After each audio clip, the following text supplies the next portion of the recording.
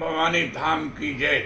मानस प्रेमी भक्तगणों, आज से प्रारंभ होने वाली कथा का शीर्षक होगा मारीच रावण संवाद। माया सीता का रावण द्वारा हरण। प्रभात होते ही जब रावण मारीच के आश्रम पहुंचा तो मारीच रावण को अचानक अपने आश्रम में देखकर दंग रह गया। मारीच ने रावण का पूजा आदि करके उससे इस प्रकार अचानक आने का कारण पूछा। रावण ने विस्तार से शूर्पणखा के नाक कान काटने से लेकर खर दूषण आदि राक्षसों का राम द्वारा वध करने का समाचार सुनाया और मारीच को अपनी योजना बताई।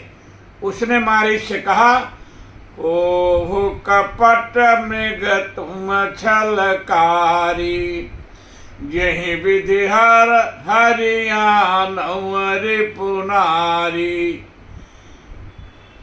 मारीच तो प्रभु के बाण का प्रभाव बहुत पहले से जान रहा था, इसलिए रावण की बात सुनकर मारीच ने रावण को समझाने का प्रयत्न किया और आप बीती बताते हुए रावण से कहा, तेहि पुनि कहा सुनहु दस सीसा, ते नर रूप चराचर ईसा, तासो तात बैर नहीं कीजे, मारे मारिय जिये जियाए जीजे।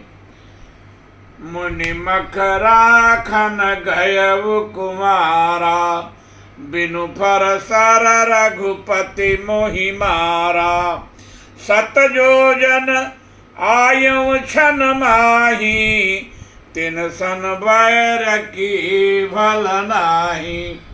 मारीच ने रावण को यह बताने का प्रयत्न किया कि जिसे तुम साधारण मनुष्य समझ रहे हो वह नर नहीं, नर के रूप में चराचर जगत के स्वामी हैं, अर्थात परब्रह्म हैं। परंतु रावण तो पहले ही तय कर चुका है कि रावण सोचता है, बड़े आश्चर्य की बात है, अकेले रघुवंशी राम ने बल वीर और साहस संपन्न मेरे भाई खर को सेना सहित कैसे मार डाला।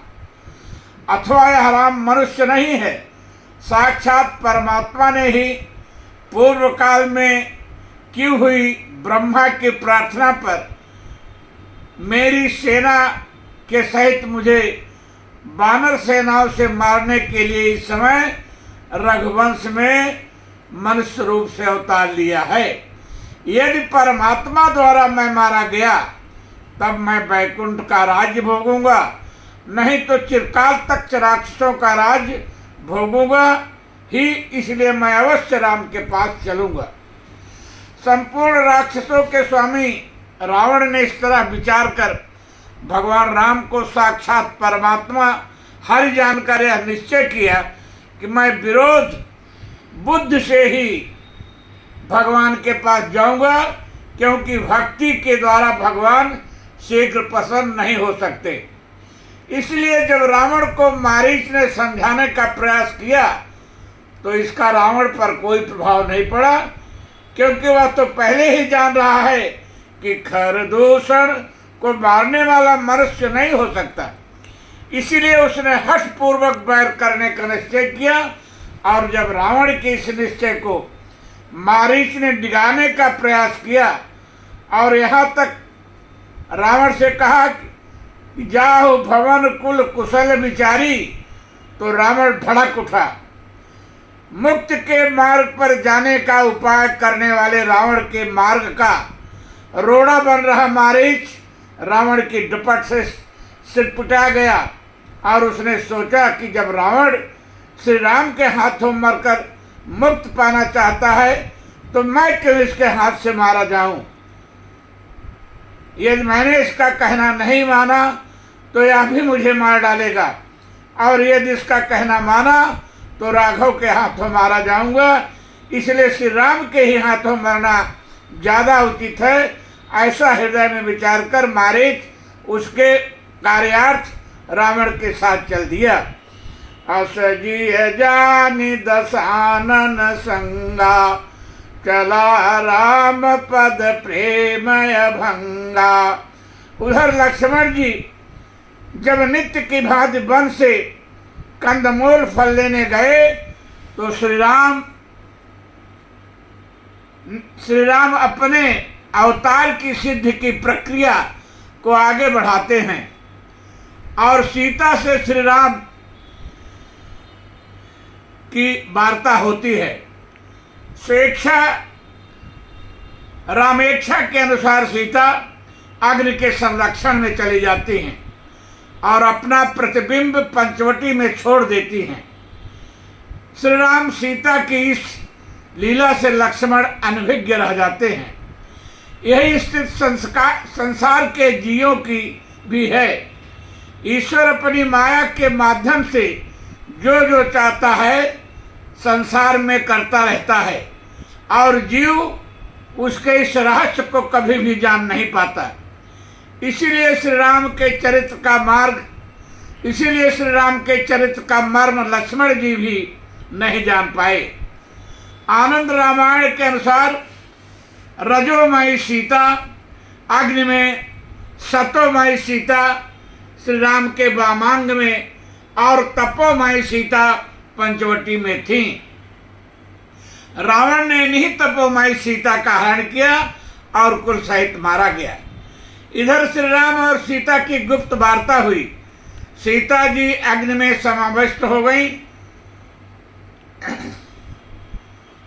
या सीता जी स्वयं अग्निदेव के संरक्षण में चली गईं। सीता जी अग्नि के संरक्षण में चली गईं। उधर रावण मारीच को साथ लेकर राघव के आश्रम के निकट पहुंचा। योजना के अनुसार आश्रम के समीप पहुंचकर मारीच ने अपना स्वर्ण मृग का स्वरूप बनाया और आश्रम के पास पहुंच गया। तेहि बन निकट दशानन गयऊ, तब मारीच कपट मृग भयऊ। अति विचित्र कछु बरनि न जाए, कनक देह मन रचित बनाई। इस मृग को सबसे पहले किसने देखा? कितनी विचित्र बात है।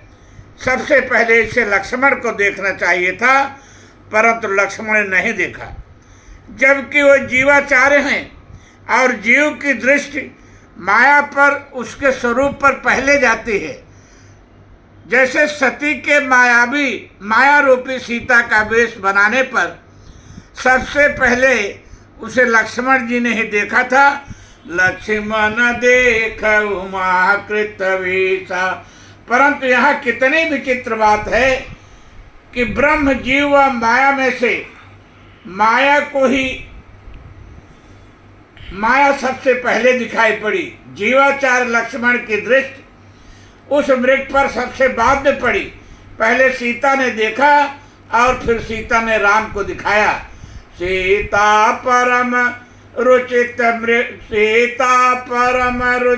मृग देखा, अंग अंग सुमनोहर वेशा। जब जीव पूरी तरह से ब्रह्म की सेवा के प्रति समर्पित हो जाता है तो माया का प्रभाव बिना हर इच्छा के उस पर नहीं पड़ता। लंका युद्ध में रामेच्छा से लक्ष्मण पर भी माया का प्रभाव पड़ा, परंतु यहाँ तो लक्ष्मण ने माया मृग को बाद में देखा, पहले सीता जी ने देखा। इसे आप यूँ कह सकते हैं कि माया की ओर आकृष्ट हुई। इसके बाद इस माया मृग को सीता ने श्री राम को दिखाते हुए कहा, सुनहु देव रघुवीर कृपाला, यही मृग करयति सुंदर छाला। सत्य संध प्रभु बध करे ही, आनहु चर्म कहति वै देहि।